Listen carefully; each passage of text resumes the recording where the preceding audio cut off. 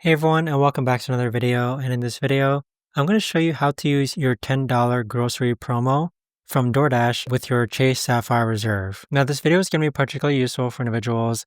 Let's say that you have the Chase Sapphire Reserve and you want to make sure that you take advantage of that $10 monthly promo.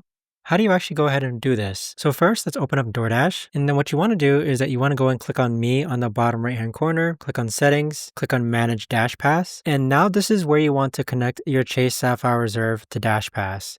So as you can see, my screen might look different from yours because I already have the Chase Sapphire connected. But once you have Chase Sapphire Reserve connected, you should be able to acquire Dash Pass. Now, once you have that, let's go ahead and click on Groceries on the bottom left-hand corner. And we're going to go ahead and order some groceries from Albertsons. So let's go ahead and add some groceries here. So we're going to let's add a bunch of cheese actually. Click on Add to Cart and then click on View Cart. Now go ahead and scroll down and make sure everything looks good. We're going to click on Continue. And then on this checkout page, if you scroll down even more, you're going to see a toggle that says Chase Monthly Benefit $10 off.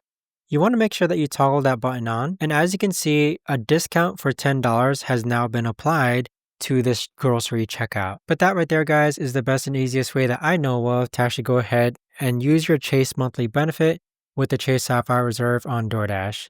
If you guys know of a better or easier way to actually do this, let me know in the comments down below. I would love to know. Thanks so much for watching, everyone, and I'll see you guys all in the next video.